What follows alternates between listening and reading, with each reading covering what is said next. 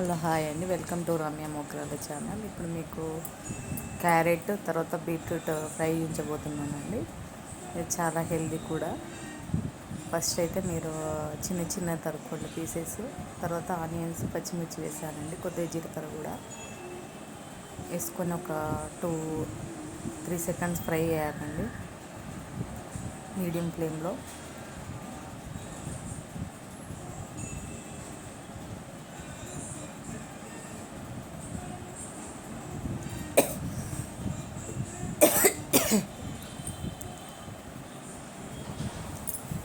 కొద్దిగా ఫ్రై అయ్యండి. ఫ్రై అయిన తర్వాత అల్లం వెల్లిపాయ పేస్ట్ అండి ఇది, కొద్దిగా పసుపు,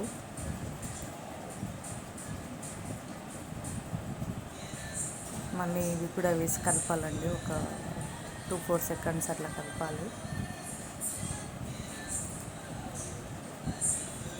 ఇది మీడియం ఫ్లేమ్లోనే పెట్టి చేయండి. తర్వాత ఇది క్యారెట్ బీట్రూట్ అండి, కొద్దిగా చిన్న తరుక్కోండి. చిన్న తరుక్కుంటే మీకు ఈజీగా బాయిల్ అయిపోతుందండి.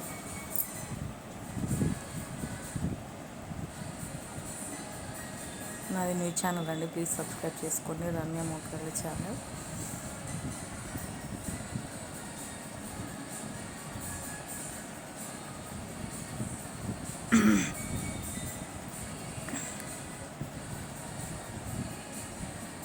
ఇది కలుపుతూ ఉండండి, టేస్ట్ చాలా చాలా బాగుంటుంది. ఇట్లా కలుపుతుంటే మీడియం ఫ్లేమ్లో పెట్టి కలపండి.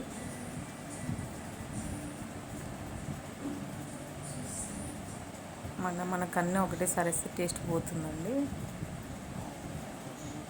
అందుకే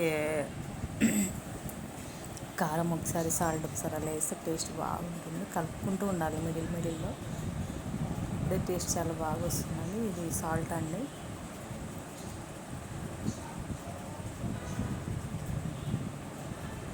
సాల్ట్ వేసి కలిపానండి.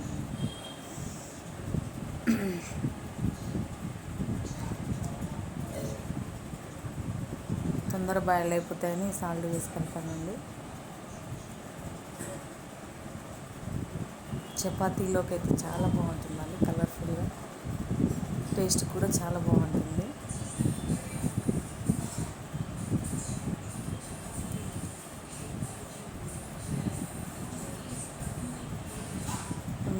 మిడిల్లో కలుపుతూ ఉండాలండి, అప్పుడే మనకు టేస్ట్ చాలా బాగుంటుంది.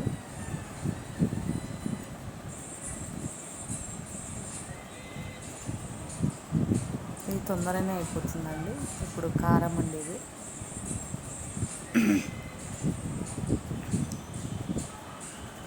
నేను కొద్దిగా పీసులు పెద్ద వేసుకున్నాను కాబట్టి స్లోగా బాయిల్ అయింది. ఇది ధనియాల పొడి అండి. మళ్ళీ ఫ్రై చేయాలండి 2-3 సెకండ్స్ అట్లా.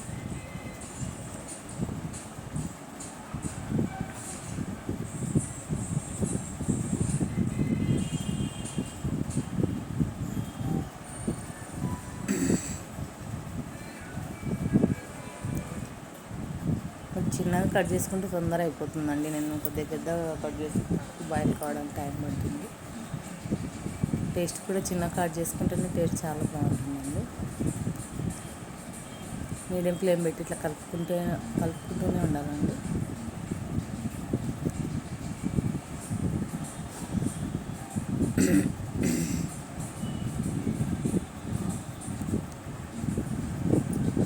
మీరు ఎంత కలిపితే అంత టేస్ట్గా వస్తుంది కర్రీ.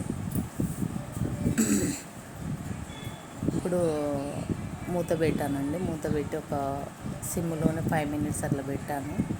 ఆల్మోస్ట్ అయిపోయిందండి.